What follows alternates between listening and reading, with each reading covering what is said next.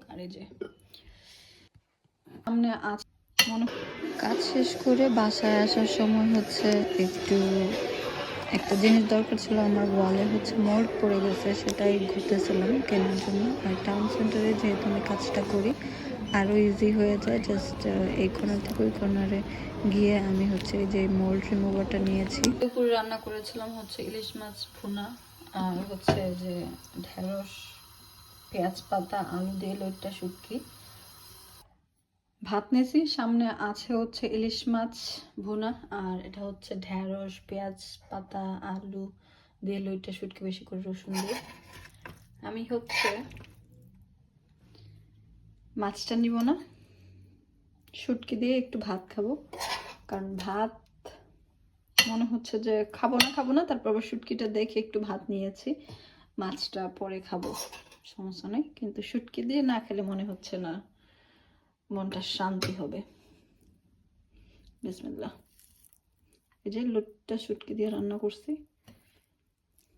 ঢেঁড়স দিয়ে লুটটা শুটকি, আলু, এটা হচ্ছে যে পেঁয়াজ পাতা বা যেটা বলি আমরা এখানে পাওয়া যায় স্প্রিং অনিয়ন, সেটাই। বিসমিল্লাহ।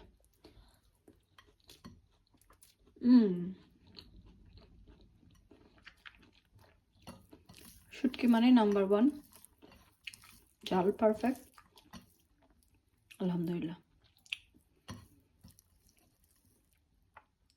এটা খুবই মজা হয়েছে, আমি ইলিশ মাছ খাইনি। আর পুরো সেগুলো খাওয়া দাওয়া হয়েছে। রাতের জন্য হচ্ছে যে বাচ্চাদেরকে পাস্তা বানিয়ে দিলাম, আমরাও বানাবো, বাচ্চাদেরটা দিয়ে দিছি, কারণ আলাদা বানাই আমি, যে এইটুকু রয়ে গেছে আমাদেরটা একটু ঝাল টাল দেওয়ার জন্য একটু আলাদা করি। আর জামাই সাথে বলতেছিল যে হচ্ছে মিষ্টি খাবে, মিষ্টি খেতে মন চাইছে, যে দেখেন গরম ধোয়া উঠতেছে, আমি এখন বানিয়েছি।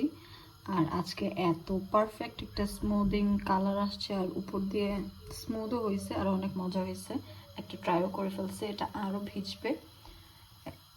এক্ষুনি গরম গরম নামালাম, বানালাম, সব কিছু কিচেনে করতেছি। যাই হোক, এখন পাস্তাটাকে রান্না করে নেব। চিকেন দিয়ে রান্না করব, এর জন্য চিকেনটা হচ্ছে ম্যারিনেট করে রাখছিলাম। এই যে আমার গরম গরম পাস্তা রান্না শেষ, চিকেন পাস্তা, যেটা আমি বাঙালি স্টাইলে রান্না করি, নট দ্য অ্যাকচুয়াল স্টাইল। যাই হোক, আর এই যে মিষ্টি এখনো ধোয়া উঠতেছে।